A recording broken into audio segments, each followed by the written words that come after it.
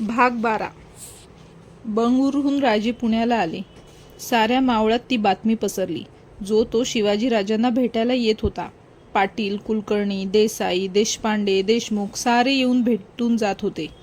राजे तेच होते, थोडे मोठे झालेले. बदल पडला होता फक्त फडात. पूर्वी नुसते कारकून दिसत, आता फडाला भारदस्तपणा आला होता. आदब आली होती. कारण दप्तरी आता पेशवे, डबीर, अमात्य होते. 1.5 वर्षाच्या कालावधीनंतर पुण्याला आल्यामुळे या कालखंडात घडलेल्या गोष्टी दादोजी नरेकरांच्याकडून समजावून घेत होते. दप्तर तपासणीत ते मग्न झाले होते. बाहेरच्या कारभाराबरोबर शिवाजीराजांना दादोजी फडातही सक्तीने गुंतवित होते. पत्रव्यवहार, कारभार पाहायला लावित होते. राजे स्नान व देवाला नमस्कार करून आले. जिजाबाई वाट पाहत होत्या.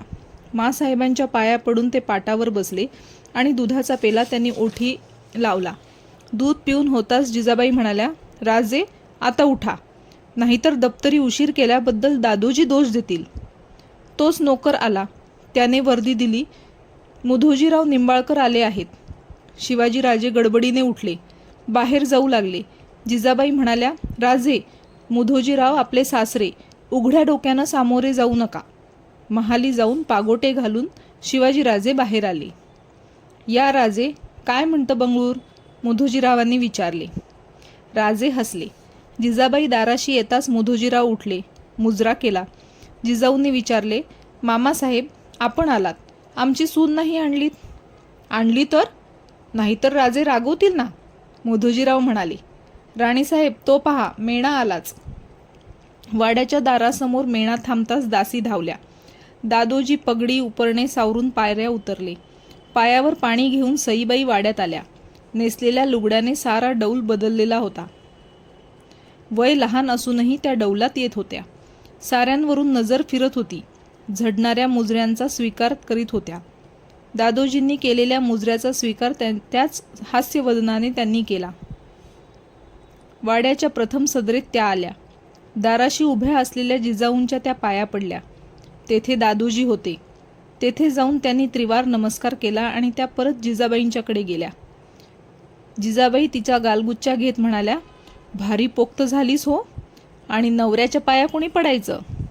आणलेला भाव कुठच्या कुठे गेला. सईबाई खुदकन हसल्या आणि जिजाऊंना बिलगल्या.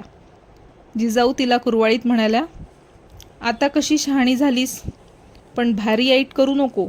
राजांनी बंगळूरला दुसरी बायको केली. करू द्या, तुझ्यापेक्षा छान आहे, गोरी गोमटी आहे. असू दे, माझ्याबरोबर खेळायला येईल ती. सारे हसले. मुधोजीरावांना जिजाबाई म्हणाल्या, खरंच मोठी राणी शोभणार ही. 2 दिवसांनी मुधोजीराव सईबाईंना सोडून निघून गेले. सईबाई वाड्यात रमली. सईबाईंच्या भोवती पुण्यातल्या मुली गोळा झाल्या. सईबाईंचा खेळ वाड्यात रंगत होता. दुपार टळली होती. सईबाई माँसाहेबांच्याकडे आल्या. माँसाहेबांनी वर पाहताच त्या म्हणाल्या, मामीसाहेब, थोबाड फोडून देईन पुन्हा मामीसाहेब म्हणलंस तर. सईबाई हसल्या. त्या म्हणाल्या, माँसाहेब. हसू लपवीत जिजाबाई म्हणाल्या, काय पाहिजे आता? सई, अगं लवकर मोठी हो. तू आणि तुझ्या पोरी सारं घर डोक्यावर घेता. सासरी हे वागणं बरं नव्हे. सईबाई हिरमुसल्याहून वळाल्या. जिजाबाई ओरडल्या, ए मागे फिर. सईबाई वळल्या. माँसाहेबांनी विचारले, का आली होतीस? आज शुक्रवार, जोगेश्वरीला जाऊन येऊ का म्हणून. मग जा ना, पंतांना सांग जा. सईबाई धावत गेल्या. दादोजी काहीतरी लिहित होते. सईबाईंना पाहताच दादोजींनी विचारले, राणीसाहेब काय हुकूम? अशानं आम्ही बोलणार नाही. सईबाई म्हणाल्या, खरंच तुम्ही राणीसाहेब? आता त्या माँसाहेब आणि तुम्ही राणीसाहेब. पंत, आम्ही देवाला जाऊ? जरूर, मी मेण्याची व्यवस्था करतो. संध्याकाळी सईबाई दासी मैत्रिणींसह जोगेश्वरीला गेल्या.